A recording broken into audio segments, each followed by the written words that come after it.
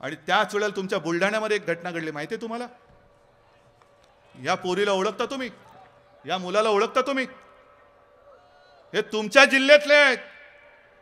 ही दीपाली आणि हा राजू, 8 वर्षाचा राजू आणि ही 10 वर्षाची दीपाली चित्तेकर. हे 2 फोटो तुमच्या समोर मी ठेवलेत. दुर्दैवाने त्यांच्या समोर स्वर्गीय हे लिहावं लागले. स्वर्गीय ह्याला ओळखताय तुम्ही? ही 2 मुलं तुमच्या बुलढाण्यामधली. आई वडील दोघांचे मुंबईमध्ये मोलमजुरी करतात आणि सुट्टी लागली म्हणून आई वडिलांना भेटायला आली होती. ही 2 मुलं चिमुकली मुलं. मामा घेऊन आला होता त्यांचा. वडिलांना भेटले, आईला भेटले, लाड प्यार झाले असतील थोडे 2-4 दिवस. आणि मग जेव्हा गावी यायला निघाले मामासोबत, ते त्या रेल्वे स्टेशनमध्ये आले. आणि रेल्वे स्टेशनमध्ये येत आहेत, गाडी पकडायला म्हणून पुढे येत आहेत, तेवढ्यात पाठीकडनं हाच कसाब आणि त्याचा तो दुसरा साथीदार जो होता, हे धाड गोळ्या घालत झाडत जेव्हा रेल्वे स्टेशनमध्ये घुसले, दोन्ही पोरांना त्या मामाने घट्ट आवडून धरला आणि पळायला लागला. पण पलटा पाठीकडनं त्या दीपालीच्या शरीरामध्ये 6 गोळ्या गेल्या, राजूच्या शरीरात 4 गोळ्या आणि त्या मामाच्या शरीरात. आणि अक्षरशः त्या तिघांची प्रेतं एकमेकाला घट्ट बिलगलेल्या अवस्थेमध्ये मिळाली. या कसाबला वकील द्यायचा? आमचा वकील द्यायलाही विरोध नाही, पण ज्या अफजल गुरुला वकील मिळाला, त्याची केस झाली, त्याला फाशीची शिक्षा सुनावून सुद्धा 7 वर्ष तो तिकडे जावयासारखे लाड द्यायचे चाललेले आहेत. त्या अफजल गुरुला फाशी पहिली द्या आणि मग कसाबला वकील द्या. पण ही आज संपूर्णपणाने पोखरत चाललेली जमीन आहे. आज तुम्ही सगळेजण इकडे आलेला आहात काय प्रताप जाधवचे लाड करण्यासाठी म्हणून मी इकडे आलेलो नाहीये.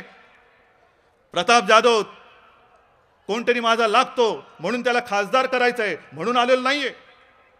ही निवडणूक ही संपूर्ण देशाची आहे, ग्रामपंचायत किंवा जिल्हा परिषदेची नाहीये.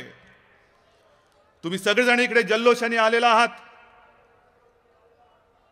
हे भवितव्य तुमचं तुम्ही ठरवणार आहात. धनुष्य, बाण, तलवार हे सगळे आता प्रतीक आहेत. रावण हा प्रतीक आहे. पण 16 तारखेला मला धनुष्य बाण, त्याला फक्त तुम्ही बोटांनी त्याचं बटन दाबलं का समोरचा रावण मरणार आहे. आणि म्हणून हा जो संताप आहे, हा जो ज्वालामुखी आहे, काय काँग्रेसवाल्यांची आणि राष्ट्रवादीवाल्यांची लायकी आहे जे आमच्यावरती आरोप करतात. मध्ये शरद पवारांनी जी हवा केली होती की आता शिवसेना आणि राष्ट्रवादी यांची युती होणार, म्हटलं ठीक आहे, बघूया कशी युती होते. मग त्याच्यानंतर अचानक काँग्रेस बरोबर त्यांची युती झाली. नंतर अचानक बातमी आली की आता हे तिसऱ्या आघाडीमध्ये सामील होत आहेत. परत काल नवीन पटनायकच्या व्यासपीठावर जाऊन आले. उद्या आणखीन कुठे असतील मला माहित नाही.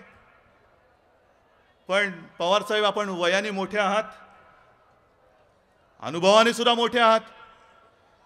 मी तुमच्यासमोर लहान आहे, एक लहानपण आहे, तरी सुद्धा एक सल्ला देतो की एकाच वेळेला अनेकांशी संबंध ठेवू नका.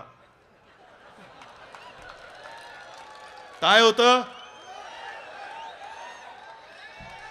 अरे बाबा मी सभ्य आहे, मला काहीतरी सांगून तुम्ही बिघडू नका. नाही, मला असं म्हणायचं होतं, ना घर का ना घाट का असं होतं. तुम्ही काहीतरी सांगाल, मी घरी गेलो, शिवसेना प्रमुख सोडणार नाहीत मला. मग मला पुढच्या वेळेला इकडे सभेला पाठवणार नाहीत, म्हणतील तू जातोस आणि बिघडून येतोस. तर ठीक आहे, ज्या भाषेत समजेल त्या भाषेत पवार साहेबांना सांगा तुम्ही काय होतं ते. अनेकांची एका वेळेला संबंध ठेवले तर अशी माणसं बरं पंतप्रधानपदी बसायला निघाले, पंतप्रधानपदी बसायला निघाले. पण परवा टीव्हीवरती पाहिलं तुम्ही, अचानक यांचं विमानच बंद पडलं. म्हणजे खातं यांच्याकडे कृषी खातं आहे, विमानाचं खातं सुद्धा आहे, प्रफुल्लभाई त्यांचा मंत्री. पण विमानाचं बटन सोनियाबाईंकडे आहे. त्या बाईने बटन दाबलं, यांचं विमानच बंद, पंक्चर. आणि म्हणाल नाही म्हणे तसं नाही, माझं विमान बंद पडलं पण मी पुन्हा येणार. अशी ही लाचार झालेली माणसं. अरे ज्याला स्वतःचं खातं सांभाळता येत नाही तो देशाच्या पंतप्रधानपदी आम्ही कसा बसू आम्ही. आणि म्हणून बांधवांनो, वेळ अत्यंत महत्त्वाची आहे. बोलण्यासारखं बरंच काही आहे, पण ते मी पुन्हा येऊन विजयाच्या सभेमध्ये बोलेन. आता तुम्ही मला एकच निर्धार करून सांगायचं आहे, कारण आता जर का पुन्हा दुबळं सरकार तिकडे आलं, कारण काँग्रेसने जाहीर केलंय की आमचं सरकार आलं म्हणजे त्यांचं, तर पुन्हा मनमोहन सिंगच पंतप्रधान होणार.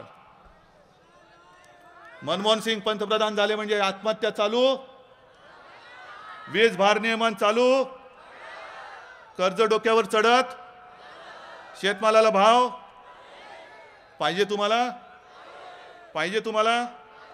आणि त्याही पेक्षा जर का दुबळं सरकार दुर्दैवाने आपल्या देशाच्या मानेवरती बसलं, तर शेजारच्या पाकिस्तानची जी हालत झालेली आहे, अराजक अराजक अराजक, दुबळं सरकार देश सांभाळू शकत नाही. आणि मनमोहन सिंग आणि काँग्रेस धार्जिणे सरकार तर हा हिंदुस्थान कधीही सांभाळू शकणार नाही.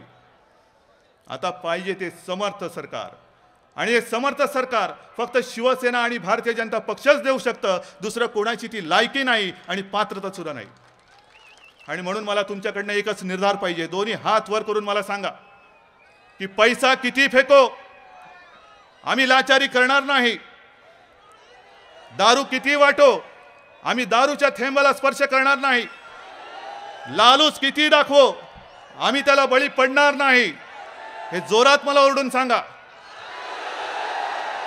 आणि नात्या गोत्याचा विचार न करता जे प्रेम तुम्ही शिवसेनेवरती केलेलं आहे, आजपर्यंत जो धनुष्यबाण तुम्ही तुमच्या उराशी सांभाळून ठेवलेला आहात, तो धनुष्यबाण पुन्हा एकदा स्वाभिमानाने आणि प्रचंड बहुमताने दिल्लीवरती आम्ही पाठवल्याशिवाय राहणार नाही. हा एकच निर्धार करा. जय हिंद, जय महाराष्ट्र.